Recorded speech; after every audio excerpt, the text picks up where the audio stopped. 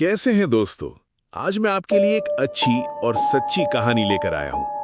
आज की कहानी एक ऐसी पुरानी डायरी की है जिसके हर पेज पर किसी न किसी की मौत का जिक्र लिखा हुआ था।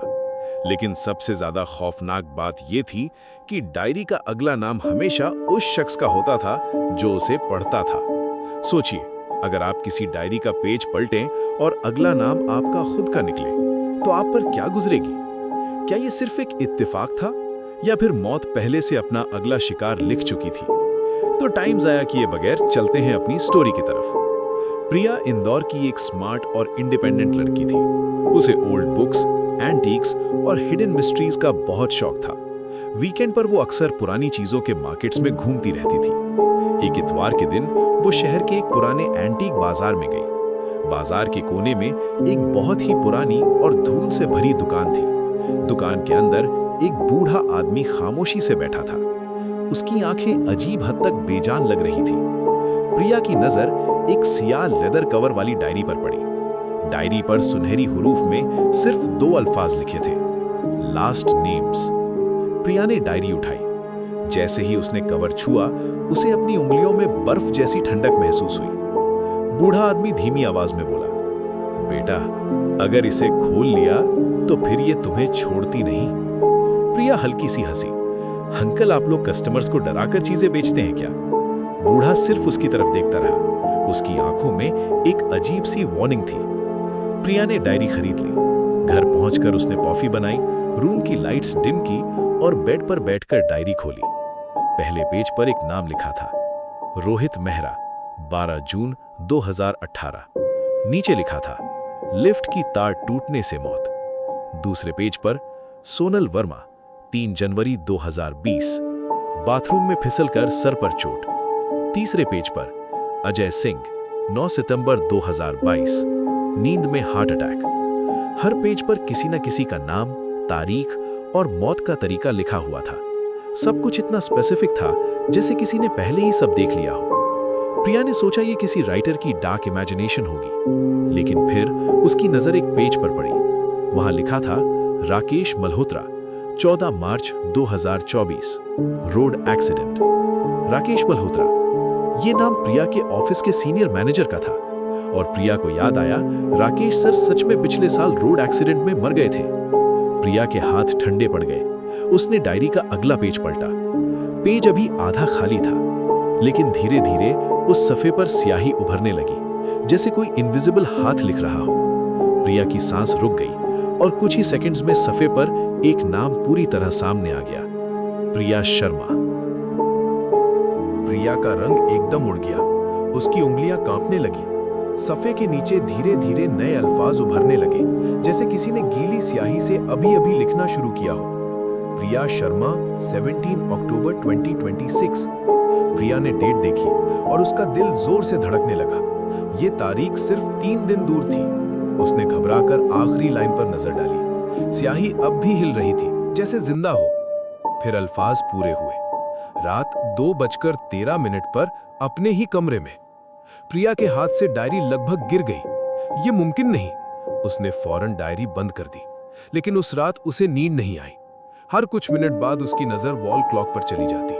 12:47, 1:26, 1:58 और फिर ठीक 2:13 पर उसके बेडरूम के बाहर हॉलवे में किसी के कदम की आवाज सुनाई दी। टक टक टक, न बहुत तेज न बहुत धीमी, बिल्कुल मेजर्ड फुटस्टेप्स, जैसे कोई जानता हो कि उसे कितने कदम चलने हैं। प्रिया बेड पर सीधी बैठ गई। उसकी सांस रुक सी गई। आवाज उसके दरवाजे के बाहर आकर रुक गई। फिर दरवाजे के नीचे से सियाह धुएं जैसी परछाई रूम के अंदर सड़कने लगी। प्रिया ने लैंप ऑन कर दिया। सब कुछ एक पल के लिए नॉर्मल हो गया, लेकिन फ्लोर पर डायरी खुली हुई पड़ी थी।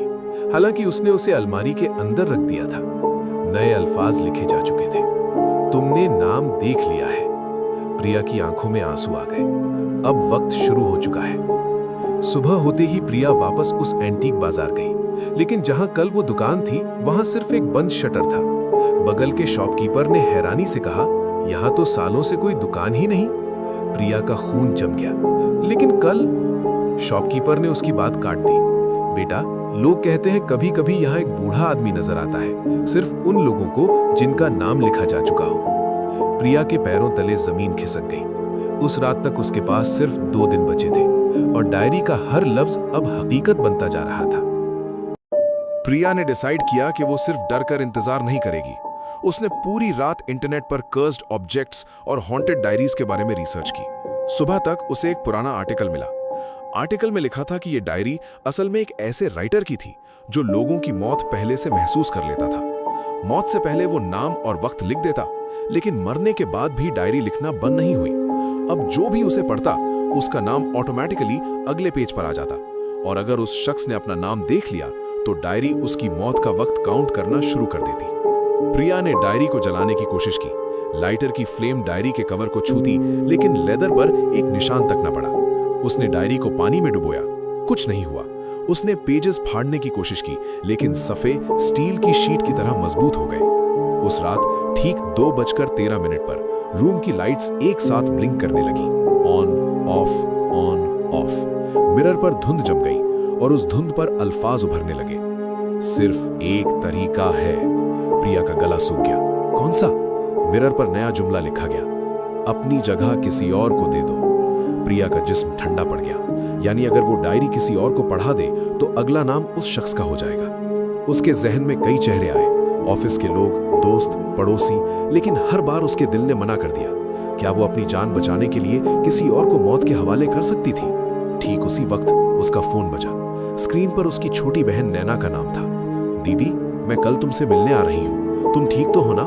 प्रिया की आंखों में आंसू आ गए। उसने डायरी की तरफ देखा, फिर बहन की आवाज सुनी, और उस पल उसने फैसला कर लिया। चाहे कुछ भी हो जाए, वो किसी और को इस डायरी का शिकार नहीं बनने देगी। लेकिन डायरी जैसे उसका फैसला सुन चुकी थी, उसके आखिरी पेज पर नए अल्फाज उभरने लगे।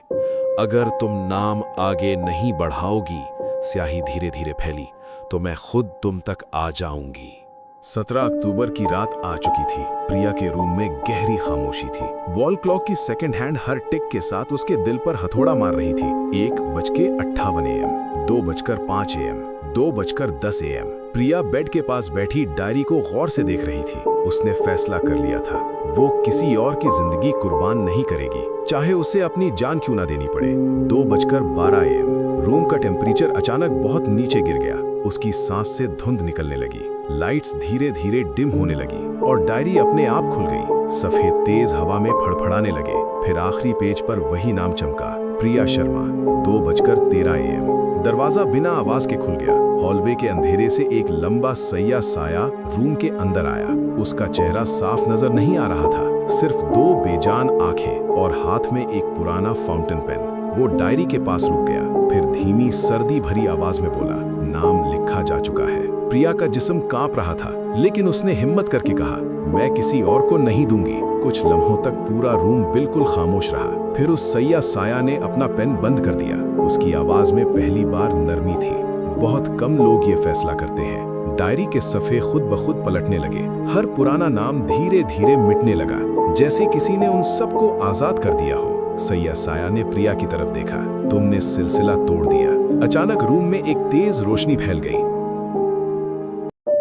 प्रिया ने आंखें बंद कर ली। जब उसने दोबारा आंखें खोली, रूम बिल्कुल नॉर्मल था। ना कोई साया, ना कोई ठंडी हवा, ना कोई आवाज। फ्लोर पर डायरी रखी थी, लेकिन इस बार उसके तमाम सफ़े बिल्कुल खाली थे। अगली सुबह प्रिया ने डायरी को एक लकड़ी के बॉक्स में बंद करके मंदिर के पास पुराने बरगद के नीचे दफन कर दिया। उस दिन के बाद उसे कभी 2:13 AM का खौफ महसूस नहीं हुआ, लेकिन कभी कभी जब वो रात को अकेली होती, उसे ऐसा लगता जैसे कोई धीमी आवाज में कह रहा हो, तुमने बहुत सी जानें बचा ली। हमें इस स्टोरी से ये सबक मिलता है कि अपनी जान बचाने के लिए किसी और को मुसीबत में डालना सही नहीं। असली हिम्मत वही है जब इंसान मुश्किल वक्त में भी सही फैसला करे। कहानी अच्छी लगी हो तो कमेंट्स में बताएं। मजीद अच्छी कहानियों के लिए मेरे चैनल को सब्सक्राइब करें, लाइक और शेयर भी करें। जल्द ही हाजिर होते हैं आपके साथ नेक्स्ट वीडियो में एक नई कहानी के साथ।